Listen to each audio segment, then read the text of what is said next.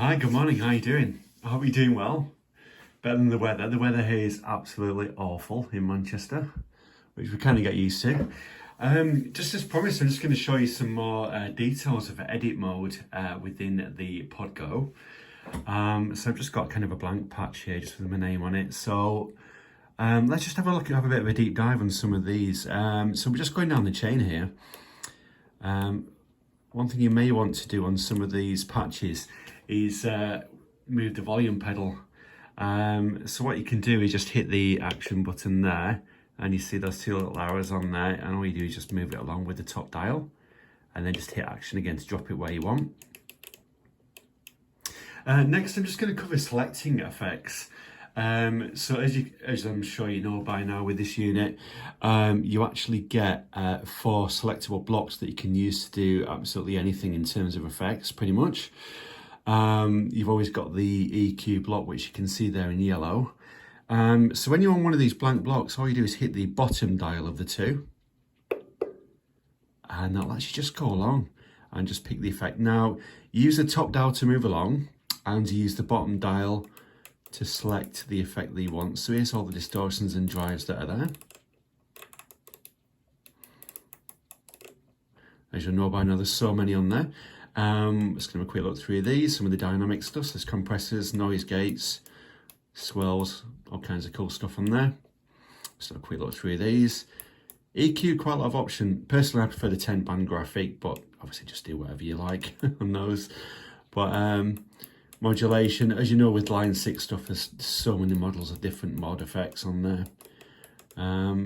It's just loads on there, just off from the Helix. Delays, as I'm sure you know from that green box that they did, I think it was the DL4. They're extremely good at doing the delay stuff. There's quite a few options here as well. Pitch, I've looked at the pitch a little bit so far with this unit, but I've not done too much with it yet, I must admit, apart from the whammy stuff. And filter, that's where you get a lot of weird and wonderful stuff there. And of course the looper at the end. So like with anything that, you just hit the home button and back to where you want to be. And again, you just move along to select the effects that you want. If you hit the bottom dial, press the button down, that actually then selects that particular type of effect. And then you can still use the bottom wheel to, to move along the different models that are there. We'll just show that again by moving to the next one. And again, you're just picking an effect. Let's try that one, that's a good one. And again, you just hit the bottom dial and it just drops it in there. Again, use action if you want to move it along. So you press the action button and you use the slider to go along. And you press action again just to drop it in there. And again, your home button's always just ticking back to where you want to be. Don't forget you use the home button to select, preset mode or edit mode. So this is edit view. And you've got your chain there as well. And the other bit you can do as well, when you've got the effect that you want, if you want to assign that to say A, B, C or D, just simply, I'm going to hold down button A, just keep it held down. And you want to assign foot switch to this block, just hit the, you've got to be quite quick sometimes, so you just press OK there, which is the dial below that.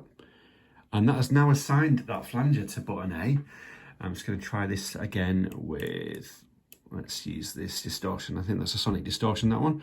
So I want to assign that to B. So I'm just going to hold down button B. Yeah, I want to assign that. And that's dropped it in there. So the A and B buttons are now lit up. Now in stomp mode, that means you can actually just turn those on and off on the fly.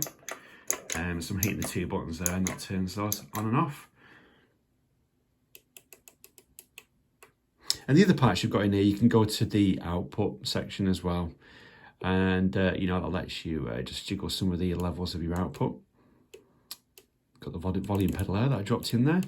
And the other bit, just to mention, they've got the FX loop there. Personally, I don't have a need myself to use the FX loop.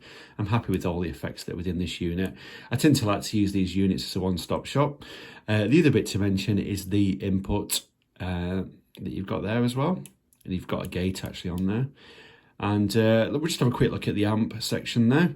So as you can imagine, you've got more than one page on here. So you've got your first page there. hit page again. So you've actually got 3 pages there to go along with. You just use the page buttons to each side, which is, you know, near the bottom, next to the bottom dial. And just a word here about the cabinets. So you've got 2 pages there. You can see these 2 little lights that are there. That indicates how many pages there are in each of these sections and blocks. And you've got all your cabs there to go through. Now, what I would advise as well, which has helped me with this unit since I bought it, is to actually always have a copy of the digital manual handy, you know, be it on your phone or on your tablet or on your PC or desktop. So it's just always handy, and to be honest, it's good to get used to what units, you know, of effects that these things model, what the names actually mean, and you know, which amps are modelled as well. And you start to get used to the, you know, the amps, and it gives you an idea of where to go when you're creating a patch, you know, what kind of amp to use as a starting point, or amps, you know, which amps you can try and kind of work your way through for different types of sounds. So I would strongly advise that, just always have a copy of it handy.